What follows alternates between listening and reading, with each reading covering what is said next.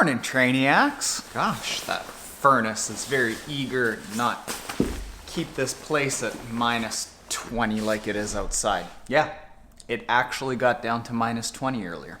Over the last month, a lot of you have been noticing that I've been going back and forth between the Cyclops H2, their new hammer model, and the Wahoo. And some people are like, hey, welcome back to Wahoo. Other people are like, hey, have you abandoned Cyclops? No, I like to review both of them, go back and forth so I can give you an honest answer of like, which one should I get? And when I did the comparison between these two, basically what I said was it doesn't matter. This trainer versus this trainer, they're very similar. Unless you intend on getting one of these, the Wahoo KICKR CLIMB. I've been riding it for about a month and a half, 2 months. So today we are going to talk about if the Wahoo KICKR CLIMB is even worth buying and my thoughts on it.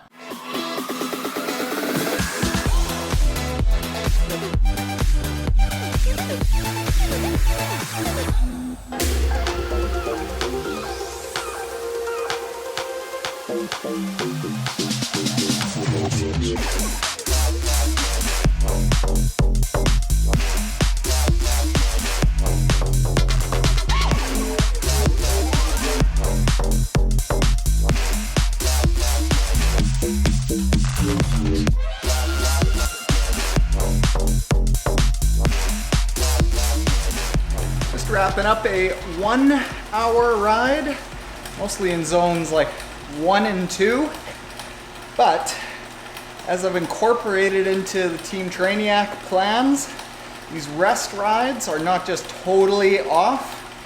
Do today 6 times 2 minutes, focusing on the pull up of the pedal stroke with high tension.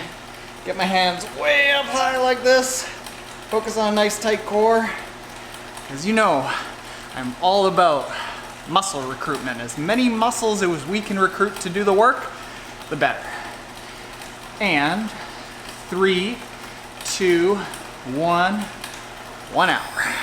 1 hour, 149 watts, 34 kilometers? That doesn't make any sense, Zwift. 149 watts, 500 and something calorie? We'll see. Something might need to be calibrated. All right, KICKR CLIMB. So let's talk about the Wahoo KICKR CLIMB. This is by far one of the most sought after but most delayed products in cycling over the last couple of years. They announced it at Eurobike 2017, and it wasn't until late fallish, just the last few months, 2018, that it actually came out. About a year delay. And the reason for that is that the functionality of the up and down movement wasn't quite where Wahoo wanted it to be. When I tried it at Interbike 2017, it was very jerky. It was very quick, instant. It was not like the natural feel of going up and down hills, and it was also quite loud. As it would move, you would hear Now it's fairly smooth, and it's, I would say, silent. Well, maybe not silent. Here, we'll cut in how it actually sounds.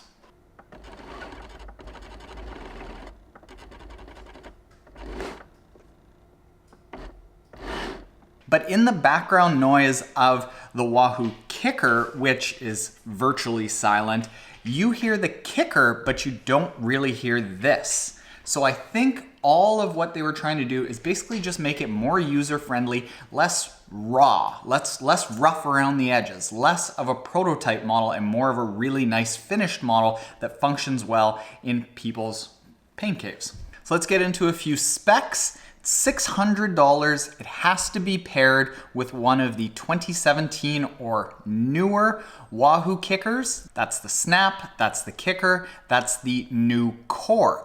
And it has to pair with that because those trainers have the ability to go down and allow your frame to move down to the minus 10 degree decline that this allows you to have, all the way up to the plus 20 degree incline. So while Wahoo is very open API, like they like being able to tie into everything, just like you can pair the headwind with the Cyclops H2. This you can't, but it's a matter of safety for your bike frame. You also have on the top, you've got this remote control, which sets it on and off from locked or unlocked. The lock mode just sets it at 1 degree, but the unlocked mode allows it to end up adjusting to wherever you're riding. I almost never had until we had to shoot some video of it in the locked mode and in the manual mode, because the whole purpose of it is to be more realistic with your simulated rides. Works with either a quick release or a through axle, doesn't really matter. They have all the adapters for all the through axle sizes that you could want, and it pairs to the trainer, not to whatever app you're using. It's a finicky thing, but if you're limited to Bluetooth pairings, this doesn't require another one. Let's get into the goods. How does it actually ride? Well, it is more realistic than going on any sort of non-KICKR climb trainer. You do have that added little bit of movement when you're going on Zwift or full gas, where there is an incline factor that can communicate with the trainer. Is it groundbreaking? Is it wildly better than all trainer experiences out there? Not really. It's nice and smooth, it's not jerky, so it does have a nice realistic road feel where the hills kind of do feel like hills. And the reason that it doesn't feel so wildly different is because that update that they made for it to go up and down is so often very subtle that you almost don't notice that it's happening. So because you don't notice that it's happening, it's just kind of like when you're out on the road and you're just reacting to however the road conditions are presented to you. So the main question then is it worth the $600? I would say that if you are strapped for cash and you're looking to get up and running with a good pain cave setup that a lot of people would love to have, you've got a nice smart trainer, you've got Zwift rolling, you got a good setup with all your stuff around you, this isn't necessary. If you have more money than you know what to do with and you want the best smart trainer experience out there, this is probably it. But it's not like it's going to take it from being completely unenjoyable to completely enjoyable just because you've got the climb, or completely ineffective to wildly effective because you've got the KICKR climb. It's just a nice add-on. What I said before in my first video talking about this is that if you do want to get this, I wouldn't necessarily go with the Wahoo KICKR, the more expensive $1,400 Wahoo KICKR.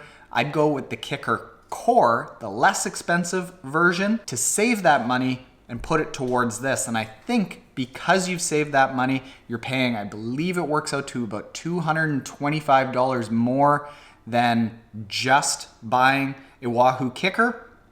You're essentially getting a better setup for not a ton more. But you know what, that said, here's one telling tidbit. I will often judge whether a product is good or not based on whether or not, once I'm done doing all the testing with it, do I come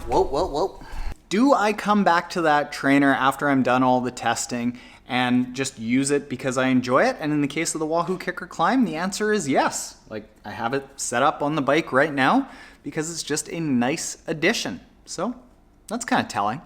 All right, Trainiacs, if you aren't already subscribed, hit the subscribe button below because Petey would love it. Gracie doesn't care though. Gracie's too cool for school. I would like it. And if you are already subscribed, tell me in the comments below what trainer you are cranking out the miles on this winter. All right? Later, Trainiacs. Oh, there, who's this?